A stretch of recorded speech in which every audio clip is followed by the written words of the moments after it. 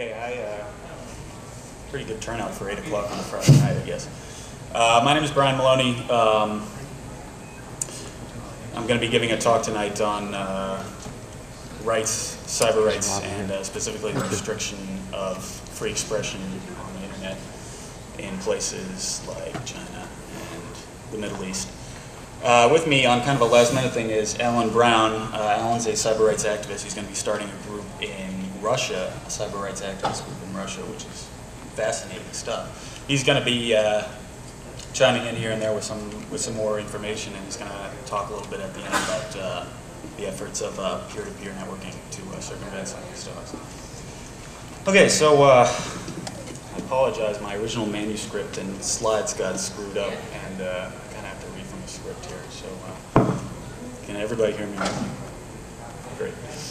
Okay, so the purpose of my talk is twofold. I kind of want to give you some facts on internet censorship, surveillance, and suppression by world governments, and mildly abetted by corporations.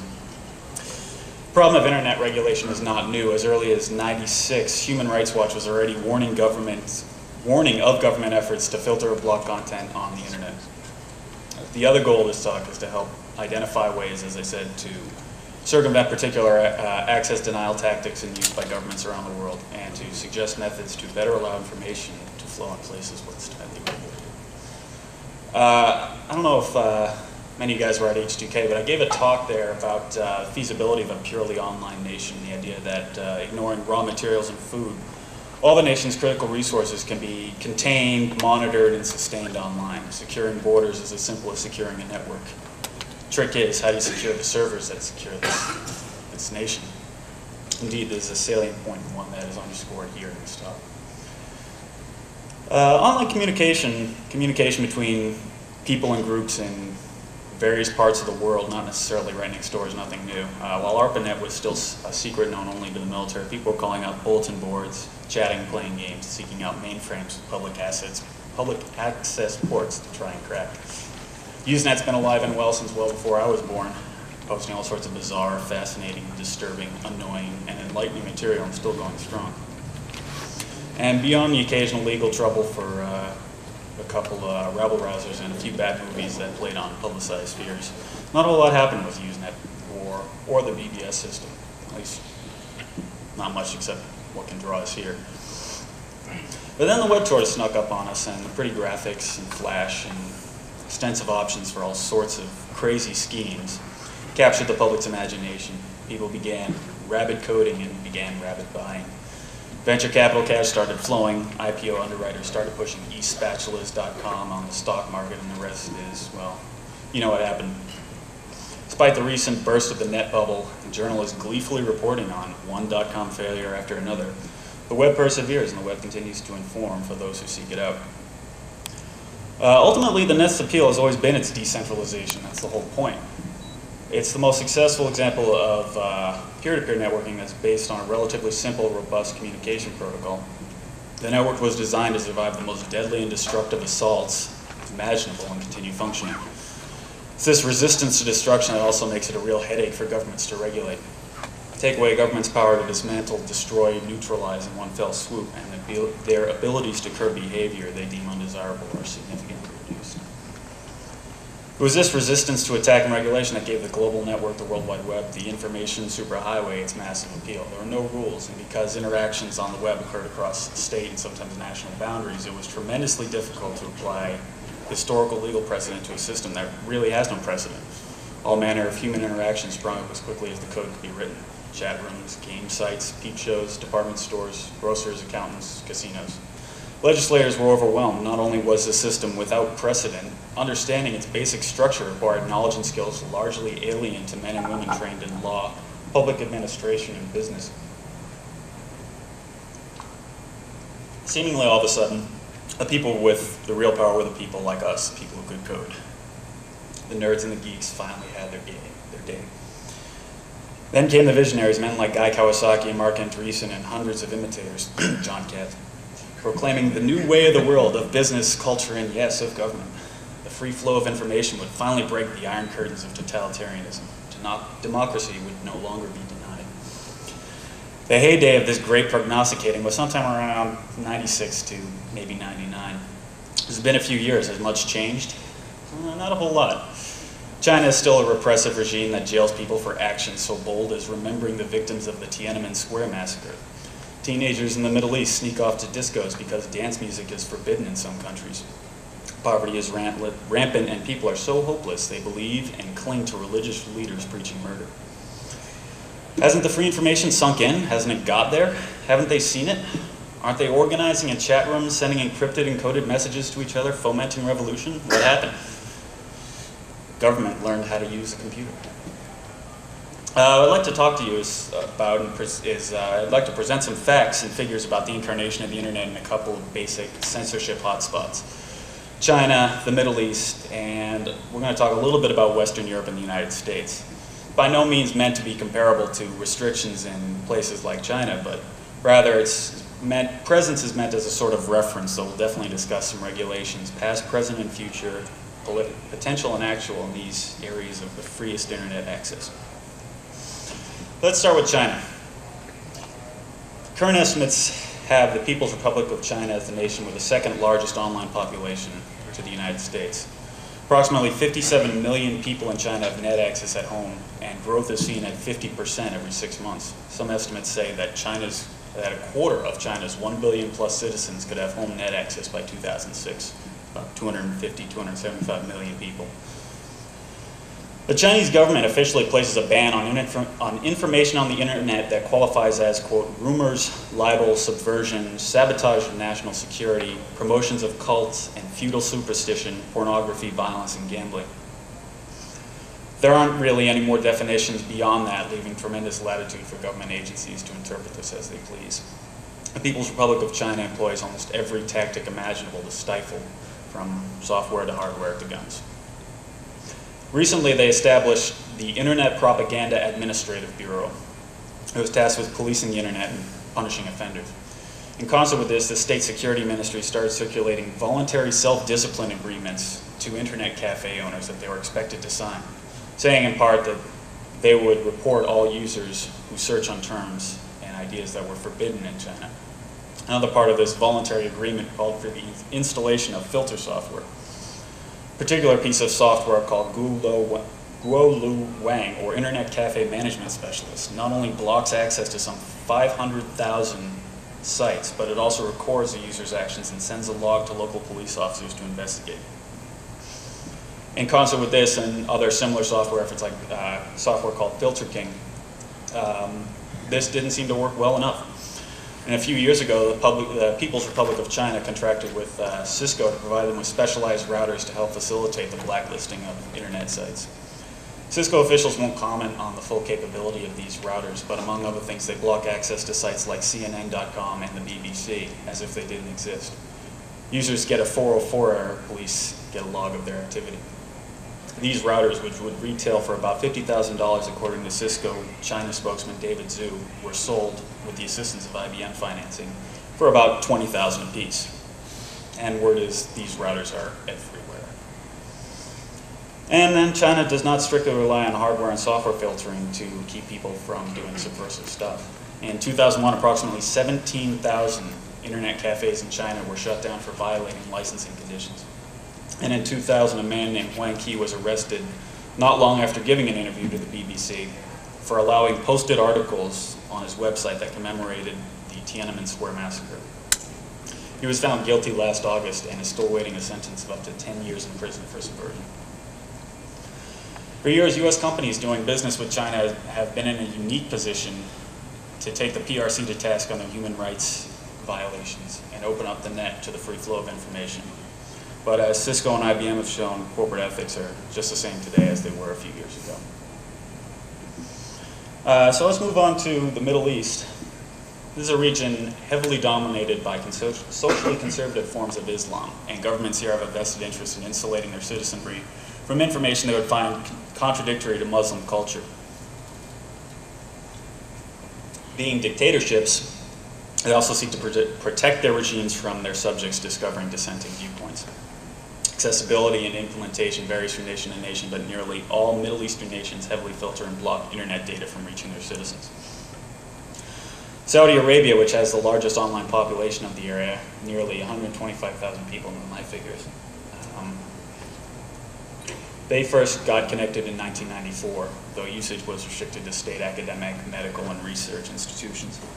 King Fahd officially approved access for the public in '97, but it didn't reach the population at large until 1999. The reason being they were trying to figure out a way to prevent people from seeing some of this nasty stuff out there on the internet.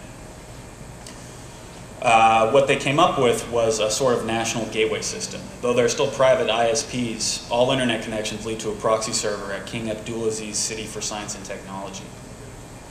Here, a 500 gigabyte storage system caches pages that have been officially approved by Saudi censors for public consumption. Requests for pages not in the cache system go to a second system where software provided by WebSense, a US company, applies filter rules of up to 30 categories of unsuitability. Assuming the page request passes this filter, the page is returned to the user. Otherwise, file not found.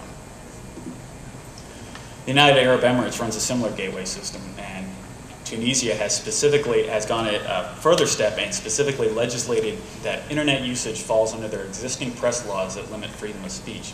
Anything you can publish using a hand press, you can publish on the net. Anything you can't, it's the same thing.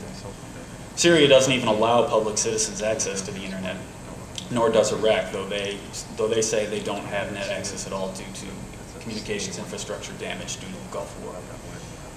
And although countries like Jordan and even Bahrain and Morocco don't officially censor, block, or filter the internet, taxes and surcharges make it very expensive to the average user. So obviously, compared to places like China and Saudi Arabia, the U.S. and Western Europe are bastions of freedom of information compared to these places. You can find all sorts of stuff, even through corporate firewalls and hotel firewalls. That's not to say freedom of information and privacy are beyond threat. For example, the French authorities in 1991 admitted that the DGSE, the French CIA equivalent, performed, quote, certain telephone wiretaps that are not directly linked to the objective of preventing penal crimes. In other words, they're fishing expeditions to gather information on citizens under no suspicion of wrongdoing. It's not beyond reason to suggest that in the 10 years since, such wiretaps extend to email, chat room, and other data transmitted across the web. The German FIS, which is also an intelligence agency, also works with the DGSE, sharing information should a wiretap subject decide to cross the border. But that's Western Europe. What about here? Well, we all know about Carnivore. 2 or 3 years ago, the Department of Justice raised a controversy with this hardware-software device used as a wiretap on email. Despite the U.S. Supreme Court agreeing that the system, which can only be used on a court-ordered wiretap, violated no section of the U.S. Constitution, privacy advocates still agree that it's a threat to gathering information of non-suspects. Nevertheless, the U.S. has enjoyed a fairly free web, thanks in part to the near complete lack of regulation in the sphere of packet switch networks. It's interesting to notice, and what a lot of people don't know, is this almost never came to pass. In the early 1990s, as Cisco began to assert its dominance in supplying the routers that make the internet work, Lucent began competing for their same business using their telco switches.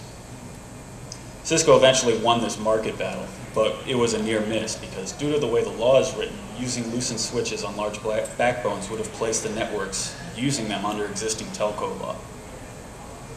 Thus, the regulation that governs AT&T and WorldCom and Sprint would have extended to everybody's internet usage.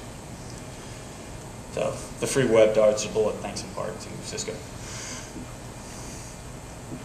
So I guess I'm moving kind of fast here. So with all this kind of bad news, I guess the question is there hope? Can people in these countries get information that they have a right to, that they're entitled to? Yes, but it's obviously not going to come with the blessing of the governments. So people have to find new ways of circumventing restrictions. An option that seems to be on the rise in the Middle East is the use of satellite dishes. Dishes that are about the size of your average DirecTV satellite dish, while expensive, are starting to gain in popularity and use throughout the area. Because these are satellite dishes, it's impossible for the government to monitor the communications. For circumventing the national gateway systems, like in Saudi Arabia and the United Arab Emirates, another expensive but more readily available option is foreign dial-ups. There's no restriction on people hooking up their modems and calling up France or Crete or Cyprus to get out to the net. Though in some places rates can run as high as 80 cents a minute. Private users are finding this to be an effective way to get to sites that are blacklisted by the government. So far simpler, but more likely to be restricted as well, as it can be anyway, are things like anonymous remailers like anonymizer.com. Though Anonymizer is said to be blocked by the PRC according to Anonymizer's president. Also, the use of encryption and the expanding use of steganography, or encrypting data and other data formats, are probably the best bet to be pushed for users in an area where surveillance is rampant if they want to get information that is restricted to them. One of the key aspects often overlooked in determining which nations have freer internet access and others is the amount of control the national governments have over the telecommunications infrastructure. In the US, despite reasonably heavy regulation and re-regulation, the FCC plays more of a referee role than that of a regulator, especially in regards to the content on provider systems. Contrast this to places like China, Saudi Arabia, or the United Arab Emirates, where telecommunication systems are under direct control of the national government and are a function of the government. It was a simple matter for Saudi Arabia to establish a gateway system at King Abdulaziz City for Science and Technology when they own and run the telecom infrastructure. Of course, there are notable exceptions to this rule. Egypt, which has allowed a modicum of privatization in the telco system, still maintains a national gateway. And France, despite essentially creating Minitel, a sort of high-speed Usenet, built in randomizer functions that protect a user's privacy, and they still do not officially monitor that system. Freedom of information and freedom of choice exist in sort of a feedback loop. The freedom of the net would never have occurred without the freedom of the US and Western cultural values of free expression, open debate, and judicial oversight of government. These places, like China and Saudi Arabia, have no freedom of choice. The trick is to figure out how to expand freedom of choice using the rapidly shrinking freedoms of information. So I guess ultimately the question is, so can we, the people, the governed, find a way to keep our communications private and secure from government intervention on our own? Unlikely. Unless people stand up for privacy, encryption, and data security, governments of the world will likely to be calling the shots. So that's pretty much all I had. I wanted to open up the floor to Alan, who's been a little silent. I'm afraid I've been stealing a little too much of your thunder here. Alan's going to talk a little bit about peer-to-peer networks. Yeah, I'm going to make a couple of comments about what you said. You're a little more optimistic than I am, I'm afraid. I would like to hope that by virtue of people standing up for their rights, that will make a difference. There hasn't been evidence of that recently, I'm afraid. Gilk, for example, I'm in the Gilk circle. We've had some effect through organizations which actually will take, for example, the government to court, groups like the ACLU. But for the most part, Gilk has had almost no impact at all in Europe. They've made statements and they've gotten a different opinion out to the public, and that is crucial that people see that there is at least controversy about these issues. But I think that there have to be methods of communicating which it will be up to, for example, people at this conference probably to try to develop. I want to say a couple of things about peer-to-peer. I developed a system in peer-to-peer which has actually never been built, but it got published a little while ago, and I still think there's some good ideas in it, but I want to tell you by contrast what most people are doing with peer-to-peer and what, in my experience in human rights, absolutely will not work. There's currently the view, and I talked to some people at, for example, Freenet about that, who believe that their project is a anti-censorship device. And I can see why they say that, because they're dealing with at least anonymity in one sense, But the problem, and please take this seriously because this is going to get people killed on the other end of these firewalls. The issue is not whether the message gets through anonymously. The message is whether the poor bastard sitting at his computer somewhere in China knows how to protect his computer well enough so that he's not hacked. China arrested some guy and put him in jail as a result of hacking a foreign website in order to get data on him. There's no reason that's not going to happen with peer-to-peer. The Chinese government has not waited for things like warrants. Suspicion is sufficient to arrest you in China. And one thing that I think we're going to see a lot of is that while we're over here on the so-called free side of the firewall, coming up with these very clever, and for example, CDC has an extremely clever peer-to-peer program that they're planning to launch pretty soon, as I understand. Maybe they'll mention it at this conference. It involves a very small client, which, when this client is on the other end of the firewall, will permit, in their estimation, a method of anonymous communication. One problem, of course, is how the hell are you going to get this client into China? The other problem is, once it's into China, I hope it's nothing like Freenet, which ends up putting an icon on the desktop. The Chinese government is not going to be that stupid that they can't find out who's running a peer-to-peer program. They're not going to wait and try to see if there's some anonymous message they can crack. They're going to come into your house and see what's on your hard drive. This is not a computer issue. This is an issue of how well you can protect your own ass, knowing that they are not going to use civilized due process to find out if you're guilty or not. What I recommend, and you can take the project that I came up with called Red Rover seriously or develop one of your own, is that I think we need to start working on something that could be called clientless peer-to-peer. We need a way of using computer technology where it's efficient and where it truly is anonymous. And we need to recognize that what counts as anonymity for us does not count as anonymity at other places. There are absolutely at least two senses of anonymity going on. People who do programming know one sense. People who do mathematics know a sense which is derivative on that. You know, it's not quite the same. But if you're in China and your life depends on whether or not anyone's going to find out about it, that's not the sense of anonymity that we use when we're worried about whether or not our boss is reading our email. This is a completely different game. So for at least one point, what I'd like to recommend is that if you want to find a solution to getting information through firewalls, you have to assume that the same security problems are going to plague peer-to-peer that have plagued the web and have plagued email. My own position is that if you're going to try to get information through, you should try to use the least technical tricks that you know. I've been saying for a long time that if there was a way, you can read the peer-to-peer proposal I made. It was in the Andy Oram book a couple of years ago. But the thing is that to the extent that you look like you're not doing anything sneaky, you're going to be better off. When in a country where the very notion of cryptography is something that is enough to get you into jail, you don't want to play around with things like steganography, at least in my opinion. And we're going to debate this until we finally get some real-life testing on it and see if people get killed or not.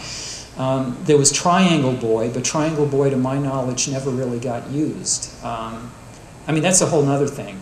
You go ahead, you create a peer-to-peer program, you got to get people to want to use it. This is completely an open issue right now. I mean, the fact is that there is no peer-to-peer program that's been tested under these conditions yet. I absolutely would not recommend anybody resting their freedom on this issue. If I can say a word about Echelon also, question? I'm just wondering why you're worried about steganography. So to hide that?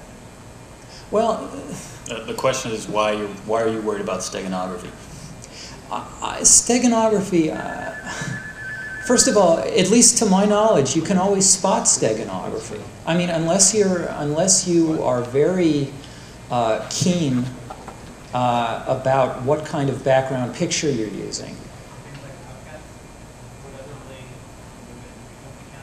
Could you come up to the mic? It would just, we can't really hear you, and it also gets you on tape. Sorry to, calling you out.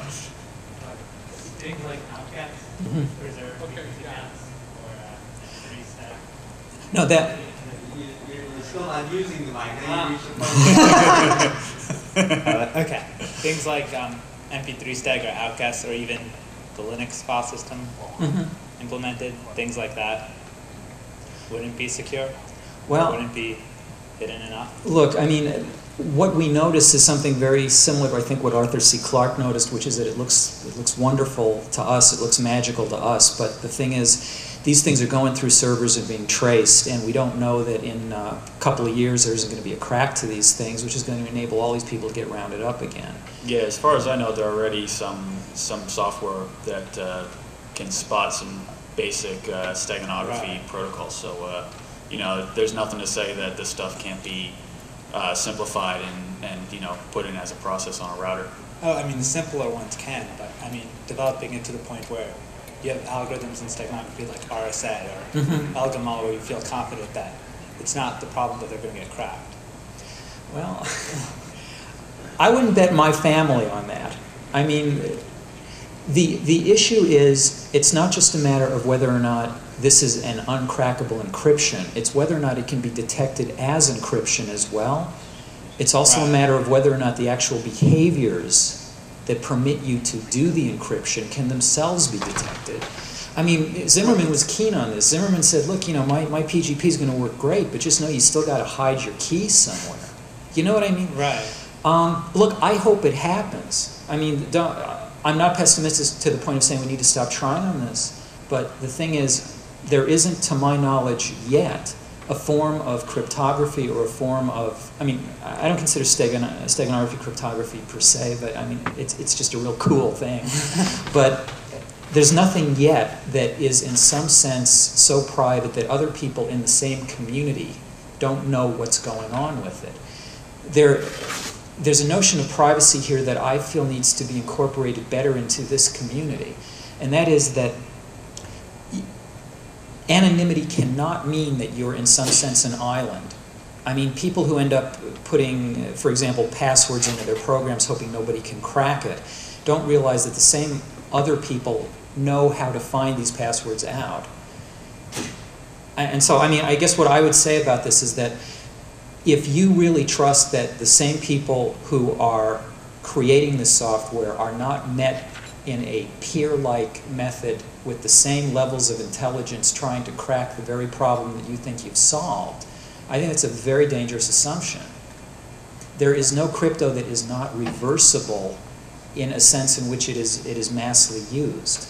Now, nobody's going to take the trouble to do it, but I would really recommend that if you're going to make a program that's going to require you to have a fingerprint on your hard drive of this program or of this process, that you need to look at not just whether or not you have a good algorithm.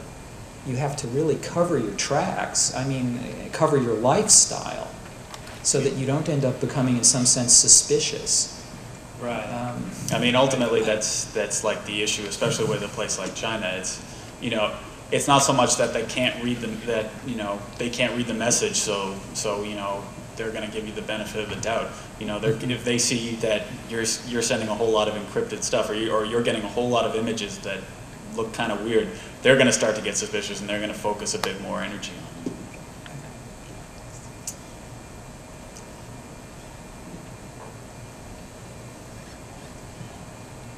Hi, you spoke about Cisco making those routers and IBM financing that to create that gateway for China. Is there any other companies that you know of that have assisted in the censorship of these countries? Not to my knowledge. The Cisco one was that one was kind of famous. The BBC somehow got wind of that, and they did a pretty good story on it. I wish I remembered where it was, but part of the way it was implemented was, I don't know, they wouldn't say what the full capabilities of it, but an American working in a Chinese news agency office, checking his Hotmail account, would see words like Taiwan and Falun Gong and insurrection and cult highlighted in his text, almost like we know what's being said. So the Cisco one was the only one I've been made aware of.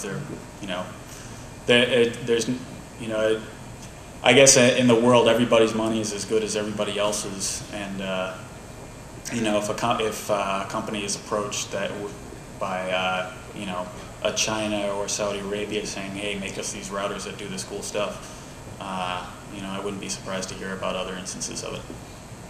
Do you know? I'm sorry, could you? NetScreen? NetScreen in California? Could you come up to the mic and tell us a little bit more? Yeah, I just heard there's a company in California called NetScreen that makes filtering devices solely to China, mostly to China, and not else. So a lot of gateways or routers to China. Oh, that's great. There was one a couple of years ago. I don't remember the name of the company, but they came out of Elmira, New York, and they claimed that they could actually spot pornography in photographs. The idea was that you run a photo through this program, and it will tell you whether it's pornographic or not. And they claimed that they had really good accuracy on this thing, and they sold it to China for a whole lot of money. And a group called Peacefire, which is run by a really clever guy who a lot of you probably are already fans of, did a little test on this thing and ran through a picture of Baltimore, and it turned out that the skyline of Baltimore turned out to be pornographic under this program. So, I mean, we were all really worried about that and really pissed off about the fact that American companies were trying to, feed technology to China. But as long as they feed shit like this to China, I mean, that's actually doing us a favor. So. Now, a little bit more information about the China. You were bringing up the Saudi Arabia was a single point of access to the internet. I'm really surprised you did not bring up the well-known Great Firewall of China, Chinese State University, Beijing. Cluster of 8 Sun Enterprise 10,000 robots through Sun Australia, financed by Sun. They're the ones they're the ones that are acting as a main gateway to China. They're the ones that do a lot of caching, and Cisco is only internally just dealing with the lows of it. That information is fairly well known, and if you end up trying to get a contract with Chinese, you can probably request a tour of the facility. Yeah, This company I was involved with was trying to sell Chinese government stuff, and they've been showing this to select people. In the interest of full disclosure, in case you didn't see my bio in the program, I work for Sun in the high-end server engineering department. So, we're well aware. At least I am well aware of our sales within the People's Republic of China, and personally, it's something I don't really approve of. Actually, one thing that I think you mentioned while introducing your co-panelist was about attempt to form an EFF-like organization in Russia. Could you cover that a little bit? And maybe talk a little bit about SORM. I kind of lost track of it, but you probably know a bit. Well, just as far as the Russia thing goes right now, you've got 11 time zones, and you don't have anybody who's watching this stuff at all. I mean, we've got a real luxury in the U.S. of having the ACLU and GILG, GILG, which is at least centered here, and EPIC, but there's nobody doing that kind of work in Russia. I talked to a number of human rights groups in Russia, and they all agree that there's a need for a cyber rights organization. The way things are heading up right now, I'm going to be starting this thing under the auspices of Glassnose Media. This is the Glassnose Foundation. They're frankly about the only people there who are willing to actually give me an office, which is how No. I don't know who you're thinking of. I don't believe they're under Soros, no. Hope not. Okay. But they're not funding us anyway, for what it's worth. They offer to give us space. It's a matter of us still raising the money. So if you know anybody who's interested in getting this thing started, please try to contact me, because we're looking for funding on that right now. It's the first step for everything. I have a quick question. You mentioned the goal is to move towards a clientless system, which makes you mentioned the goal is to move towards a clientless system, so someone in China can access information without having to have a program sitting on his desktop computer. Can you give us some ideas of what ideas you've had? I can't think of how that might work. No, sure. And one thing that unfortunately I cannot claim for this is that it is as highly secure in the programming sense as some of the peer-to-peer systems that we're all familiar with. The idea that I had for this is that you use unencrypted text in a sort of childlike message panoply. So, for example, if you were to take if you were to take an IP address, and let's say the first number was 192, and come up with a sentence that had a 1-letter, a 9-letter, and a 2-letter word in it, you come up with garbage like that, which the user would recognize as being an IP address. That will not get stopped by either a word checker or a grammar checker going in or out. It's not encrypted. It can be a little message that has variable sizes. My own idea was that what we would need to do in order to make this effective would be to have this kind of information very plainly and openly dispensable through regular email. If it turns out that it ends up being intercepted, the idea is that this basically looks like spam and looks like garbage, and that we don't know what it is. There's at least no fingerprint on the computer. My idea also, because one of the things that is extremely dangerous also about peer-to-peer systems is in fact the very thing that makes them attractive to us, namely the fact that it is decentralized. If what you're doing is you're getting information across your firewall that may be in fact subversive, I mean it may really be subversive according to their definitions. One of the things that is a real danger there is that when you have a decentralized system, you don't, it's at least a matter of trust, which is far more complicated. Whether the information that you're getting is in fact accurate or not, whether it's really coming from who you think it's coming from. So my recommendation was that in fact the group that would be supplying all of these emails with what would be actively running IP addresses, at least temporarily until they get blocked, would in fact be centralized. It would farm out this information to what would be a distributed system, a sort of SETI-at-home system. These things, by virtue of the fact that they run on IP addresses, means that they would actually change when the person ends up logging on. So once these things get blocked, they will still have a little bit of life in them. China can block these things within about 15 minutes, is my understanding. It generally takes them about a week. So the general picture is that you have centralized information. It gets shooting out to a sort of peer-to-peer system, but all of the clients are in the free area of the world. They receive the information, and then there's a different source which sends email giving the IP address of who received it in the free world. This then gets sent to email based on a scheduling system, which is very easy, I think, to reckon with. The people within China then would read their email, see what would be 1 or 2 active email addresses at the time. They would only get 1 or 2 of them. Go to one through a regular web sit-up, presumably anonymized if possible. Of course, better if they use a proxy server. But the idea would be that they're going to a website which, by virtue of the fact that it has a unique IP address which won't be running soon, would not be traceable back to the same information, because as soon as the session ends, presumably they're not going to be coming back to the same session. Now, whenever you log on to most of the systems that run in the United States, you get a different IP address each time, at least in that last octet.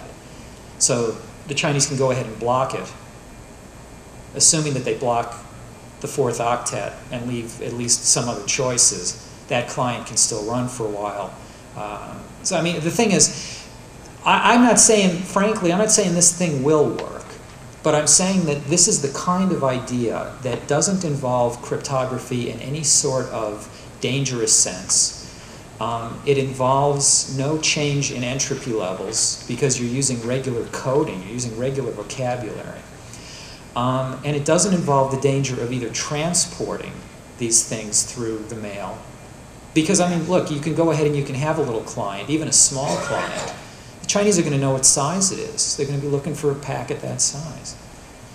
So this is only an example of what I think could be built. And it's anyone's guess whether it would work or not. It just seems to me that I would feel more comfortable at least with that one than I would with freenet, for example.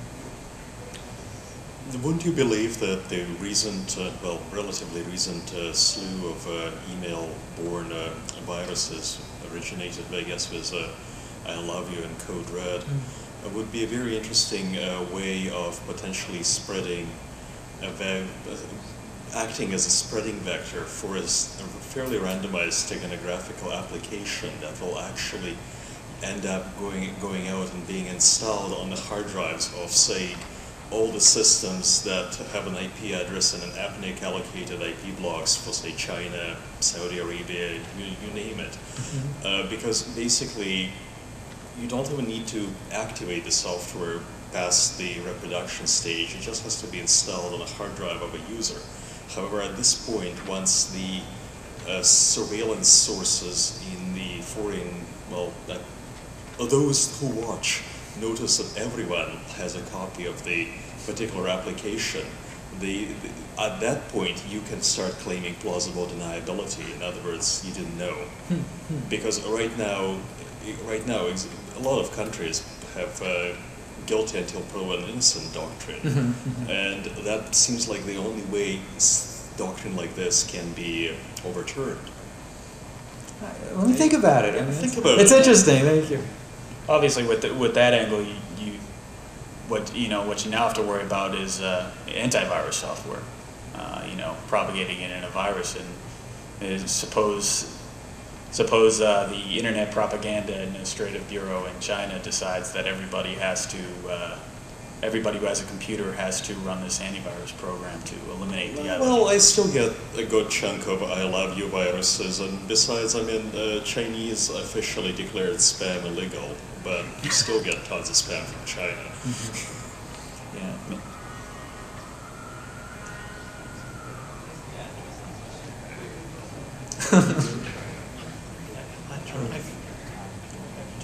I find I guess the proposal that you had for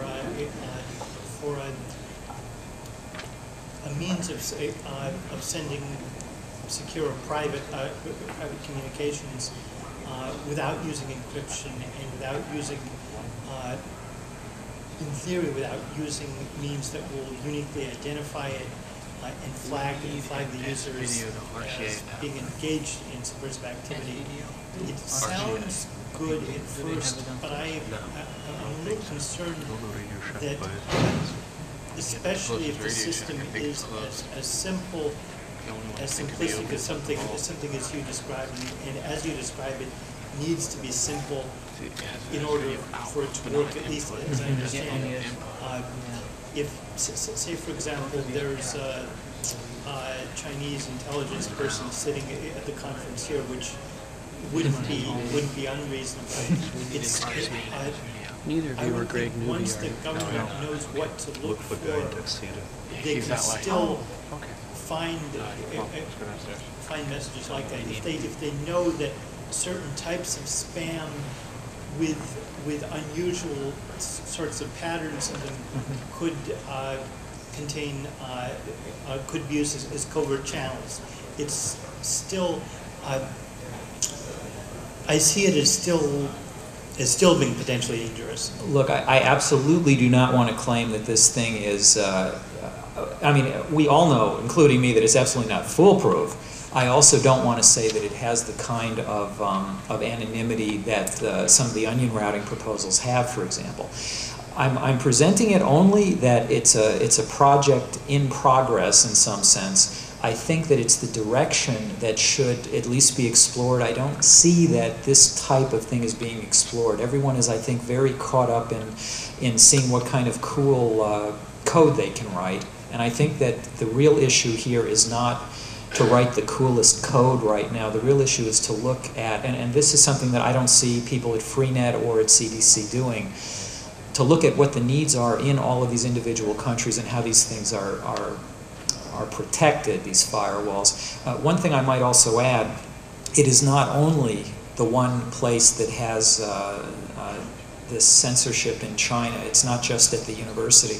There are in fact 4 places that are doing this. There is one that looks only at university censorship. I mean, they've got one all to that, but there are 3 other locations in China they have to deal with. And these things are not connected. So it's not like you could sort of like knock them all out together. They're all operating individually. Questions?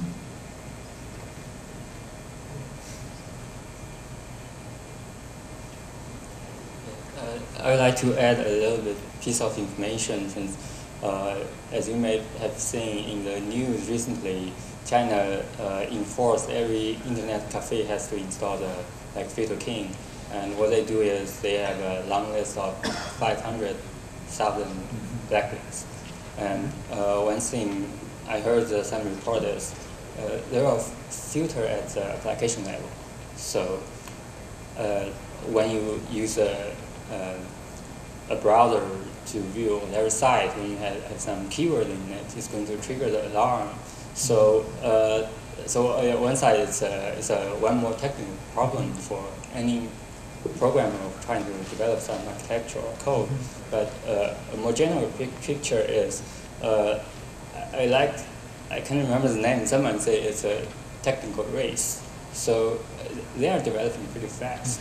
So what's your view about this? Well, they're starting a new operating system, which in my opinion is going to be much more of a challenge right now, because if what we're doing is writing right now, for example, DOS programs, which are going to be the basis of a peer-to-peer client, for example, I'm not sure when China is, I mean, it's very tough to get information about this, but they're planning to rewrite their entire government operating system, essentially. I'm not sure what the status of this is. From what I've heard, the rumors are that this thing is going to be more like a Unix system. Red flag? Oh, it's going to be called something like Big Mama. And this is going to be a non-DOS, non-Unix, non-Windows, non-everything. It's going to be their own baby, and they're going to be able to write programs for it. And it's unclear what effect this is going to have on, for example, peer-to-peer projects that are Western-based. To my mind, that's a more interesting problem right now. I mean, that's the thing that I am really holding my breath on, because that could really isolate China in a big way, which is, I think, the goal, unfortunately. But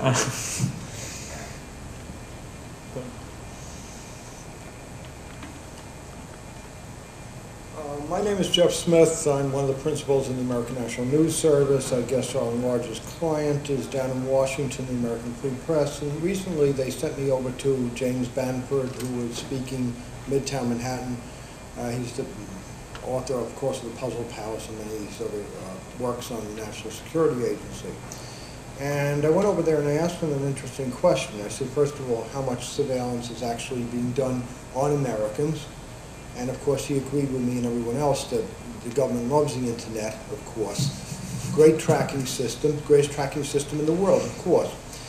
But then I asked him, look, you know, isn't it true that the basic way they've gotten around the recent limitation laws is they simply take the raw data and ship it over to Britain and ship it over to some of our other so-called allies and have it analyzed and have it compressed and then brought back here, and voila, it's legal to do.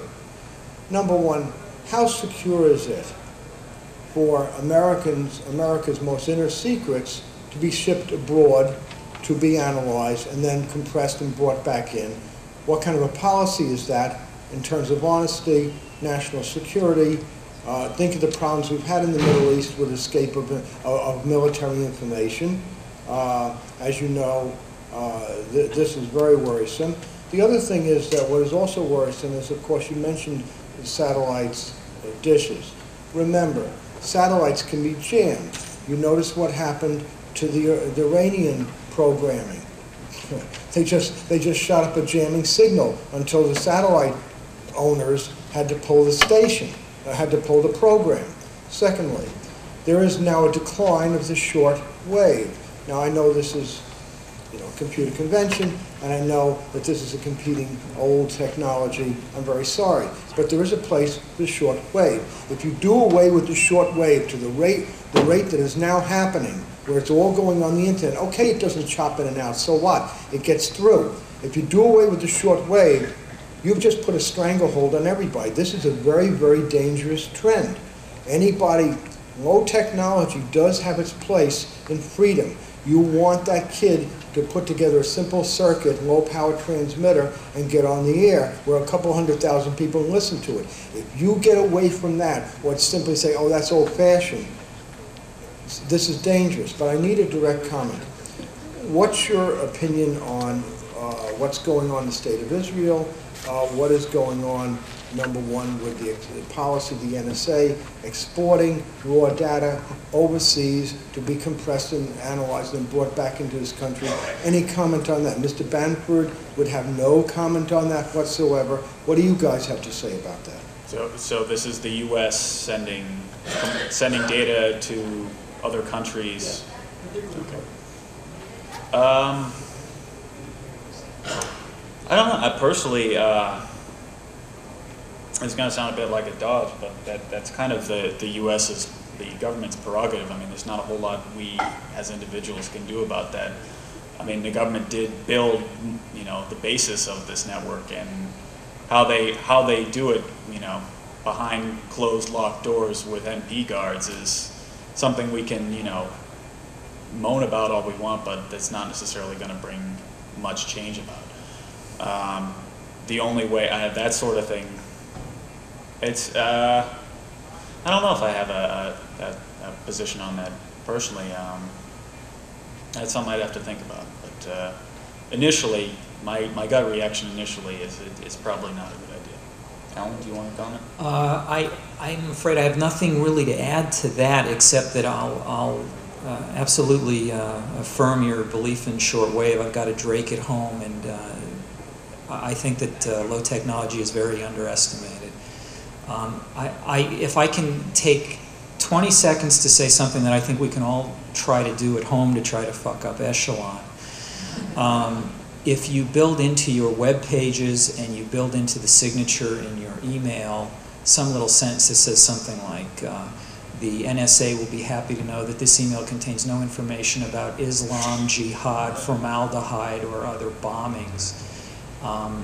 These things are bound to trip up, and what we are hoping could happen if enough people did this is that it would simply create such a number of ticks over at the Echelon office that hopefully this would have the same effect that they did in Denmark during World War II when all the Danes joined the Jews in wearing yellow stars. When you can no longer discriminate the good from the bad data, you end up going to other methods. And so I don't see us ever stopping Echelon, but I do see us fucking it up. Yeah, there is I think there's an anniversary Echelon fuck up day. I think it's October 17th. It needs to be more than one day a year. Every day should be fuck up Echelon. Well, I think last year or the year before it was send it out to your friends on October 17th. Yeah. Put as much of these red flag words in any email you can to anybody and let them know. This is going to have to be our last question. Now, just a comment, I guess, on the subject of the satellites and shortwave, etc. Shortwave is indeed a really great, really easy to implement and really easy for the end user to use technology. And I mean, I grew up listening to the BBC, which was mercilessly jammed, and oh yes, it was, big time.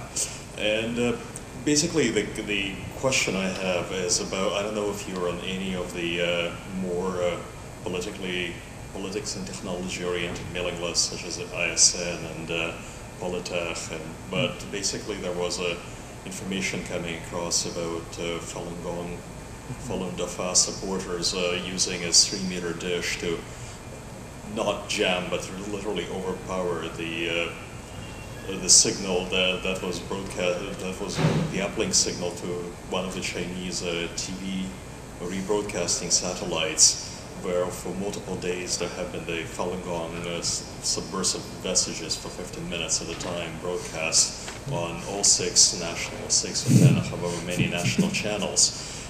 Do you suppose techniques like this are actually effective, or is that something that should be avoided in order not to suppress the little freedom that is still there?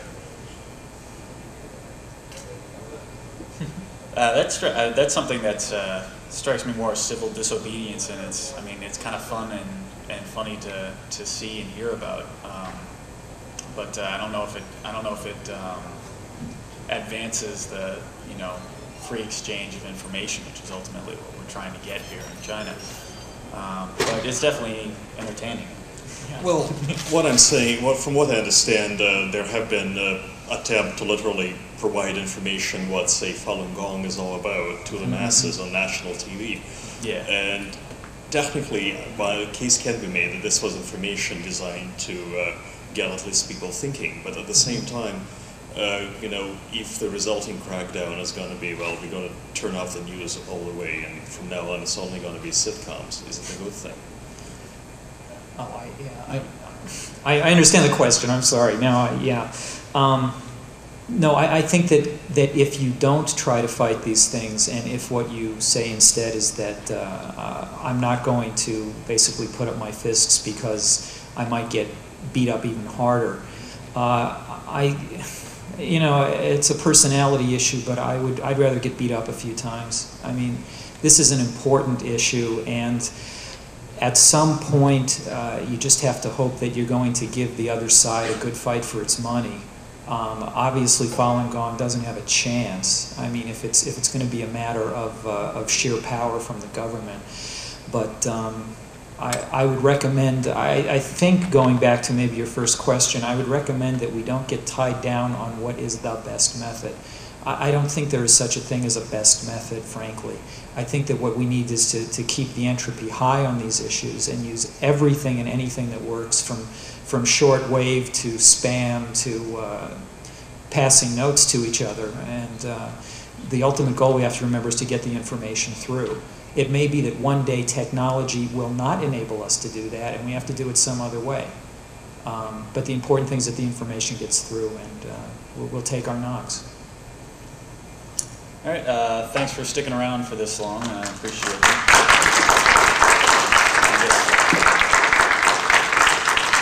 I don't know about Alan, but I'll be sticking around if anybody wants to talk or ask more questions or anything. Thanks a lot.